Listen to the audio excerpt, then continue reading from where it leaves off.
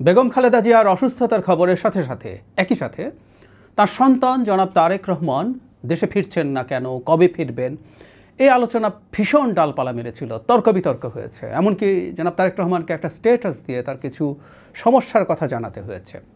গতকাল সর্বশেষ অবস্থা দেখে মনে হচ্ছে তিনি অচিরেই দেশে ফিরছেন।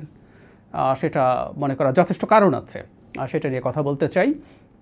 তার আগে বেগম খালেদা জিয়ার আসলে শরীরের অবস্থা কেমন সেটা নিয়ে একটু কথা বলা দরকার। তিনি ভেন্টিলেশনে আছেন কি না এটা নিয়ে গতকাল সারাদিন ডিবেট হয়েছে। কেউ কেউ বলছেন ভেন্টিলেশনে, কেউ কেউ বলেছেন লাইফ সাপোর্ট, ফুল লাইফ সাপোর্টে আছেন, নানা রকম কথাবার্তা। আমি সর্বশেষ প্রথম আলোর একটা রিপোর্টে দেখলাম যে তারা খোঁজখবর করে এটা জানাচ্ছেন তিনি ভেন্টিলেশনে আছেন। যদিও তার আগে বিএনপির একজন গুরুত্বপূর্ণ নেতা আহমেদ আজম খান এটা আমাদেরকে জানিয়েছিলেন। অফিসিয়ালি আসলে আমরা বিএনপির পক্ষ থেকে তেমন কোনো স্টেটমেন্ট এখনও পাইনি, কিন্তু আমরা এর পরবর্তীতে দেখলাম বিএনপির স্থায়ী কমিটির একটা বৈঠক হয়েছে, জরুরি বৈঠক। সেই বৈঠক শেষে জনাব সালাউদ্দিন আহমেদ, খুবই সিগনিফিক্যান্ট নেতা বিএনপির, তিনি জানিয়েছেন তারেক রহমান আর খুব বেশি দেরি করছেন না, তিনি খুব দ্রুতই দেশে ফিরছেন। তাতে আমরা বুঝতে পারি বেগম খালেদা জিয়ার আসলে অবস্থার অবনতি হয়েছে। আমি গতকাল একটা ছোট ভিডিওতে বলেছিলাম আমরা চাই, আমরা দোয়া করি তিনি আমাদের মাঝে ফিরে আসুন, তিনি আমাদের মাঝে আরও বেশ লম্বা সময় থাকুন। এখন জনাব তারেক রহমান ফিরে আসা নিয়ে যে কতগুলো অঙ্ক মেলানোর চেষ্টা করছেন অনেকে, সেগুলো একটু বলে। একটা হচ্ছে আইন উপদেষ্টা গতকাল বলেছেন যে সরকারের দিক থেকে তো বাধা নেই, তারা জনাব তারেক রহমানের নিরাপত্তাজনিত যদি কোনো সমস্যা থাকে সেটাও তারা দেখার চেষ্টা করবেন। এটা একটা গুরুত্বপূর্ণ বিষয়। সরকার দফায় দফায় বলেছে তারা কোনো ব্যারিয়ার তৈরি করছেন না। প্রধান উপদেষ্টা প্রেস সচিব, তারপরে আমাদের পররাষ্ট্র উপদেষ্টা, তিনি ট্রাভেল ডকুমেন্ট 24 ঘন্টার মধ্যে দিতে চেয়েছেন, সব রকমভাবে সাহায্য করবে। এরপর সরকার বাধা দিল না, কিন্তু সরকারের আসলে সাহায্য লাগবে। সমস্যা যদি নিরাপত্তাজনিত হয়, আমরা এটাকেই প্রধান সমস্যা বলে মনে করি।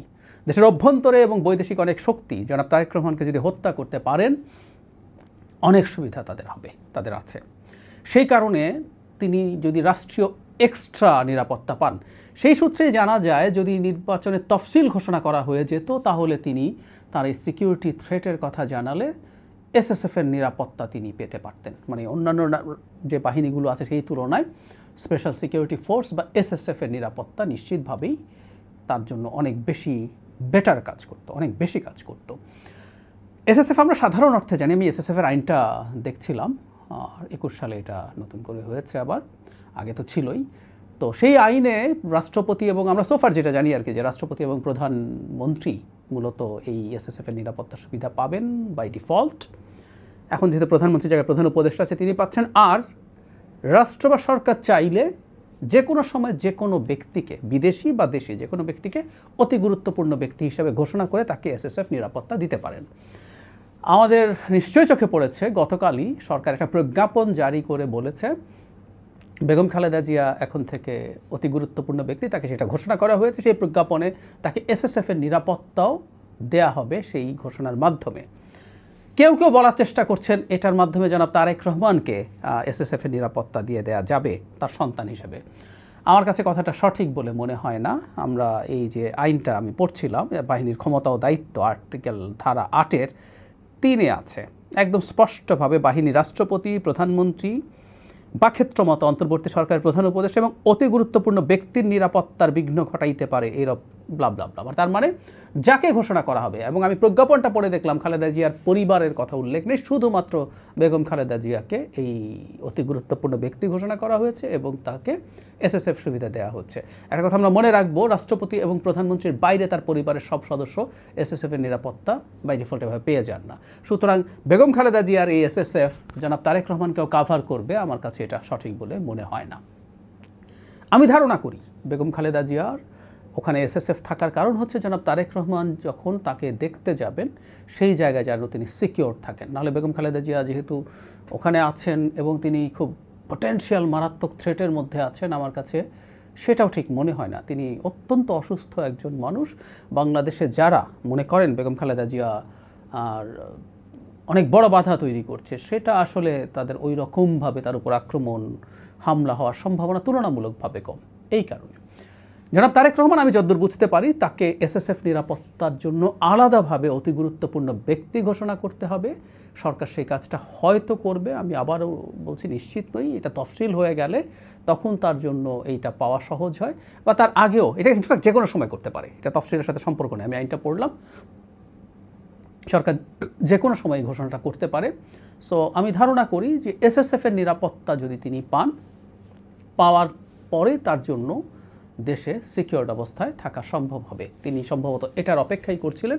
অবশেষে এটার মাধ্যমে আমরা বলতে পারি যে তিনি বলছিলেন যেটা এককভাবে তার হাতে না। তার মানেটা হচ্ছে আমাদের প্রধান যে অনুমান ছিল যে তিনি নিরাপত্তা ঝুঁকিতে আছেন, আসলেই আছেন। আমাদের এই মাটিতে বেনজির, এই উপমহাদেশের মাটিতে বেনজির ভুট্টোর ঘটনা দেখেছি। বিদেশ থেকে ফিরে তিনি হত্যাকাণ্ডের শিকার হয়েছিলেন। তারেক রহমানের প্রচুর শত্রু আছে, দেশের ভেতরে দেশের বাইরে, নানা শক্তি আছে। বিএনপিকে ভেঙে দেওয়া, বিএনপিকে ধ্বংস করে দিলে বহু রাজনৈতিক ব্যক্তির, অরাজনৈতিক ব্যক্তির, দেশের খেলোয়াড়, বিদেশের খেলোয়াড়, নানা জনের নানা বেনিফিট আছে। সুতরাং সেই চেষ্টা হতে পারে উনি এটার জন্যই হয়তো বা অপেক্ষা করছেন। তবে এটুকু মোটামুটি নিশ্চিতভাবে বলা যায় শেষ পর্যন্ত তিনি খুব বেশি সময় নেই আর আসছেন। কেউ বলতে পারেন যে দলের পক্ষ থেকে বহুবারই বলা হয়েছে তিনি অচিরেই আসছেন, এই মাসে আসছেন, ওই মাসে আসছেন। এটাও সেই রকম কি না আমি মনে করি না, কারণ গতকাল স্থায়ী কমিটির বৈঠকের পর নিশ্চয়ই এই ইস্যুটা নিয়ে আলোচনা হয়েছে এবং জনাব তারেক রহমান ফাইনালি একটা সিদ্ধান্ত নিয়েছেন এবং আমি মোটামুটি নিশ্চিত যে সরকারের সাথে তার নিরাপত্তার ব্যাপারে সিরিয়াস কথাবার্তা এবং আলোচনা হয়েছে, সিদ্ধান্ত হয়েছে এবং এটা অবশ্যই বেগম খালেদা জিয়াকে যে এসএসএফ দেওয়া হচ্ছে সেটা সাথেই হয়ে যাচ্ছে, ব্যাপারটা এই রকম নয়। আমরা আশা করি তিনি দেশে ফিরে আসবেন অচিরেই। এই ফিরে আসাটা অবশ্যই বারবার বলছি সব কিছু যদি সিকিওর থাকে তাহলেই তার আসা উচিত হবে। সব সিকিওর করে আসুন এবং আমাদের ভবিষ্যৎ গণতান্ত্রিক ট্রান্সফরমেশন যেটা আমরা চাইছি সেটার জন্য বিএনপি যেভাবে গুরুত্বপূর্ণ হয়ে উঠেছে, এই দলটার ডিফ্যাক্টো চেয়ারপারসন, উনি ভারপ্রাপ্ত চেয়ারম্যান হলে উনি আসলে বহুদিন থেকে মূল দায়িত্ব পালন করছেন। তার থাকা যে অনিবার্যতা আছে সেটা ক্রমাগত বাড়ছে। নানা রকম আশঙ্কা, নানা রকম ষড়যন্ত্রের কথা আমরা শুনি। তিনি দেশে আসার সাথে সাথে আমরা বিশ্বাস করি সেগুলো প্রায় সব কিছুই উবে যাবে।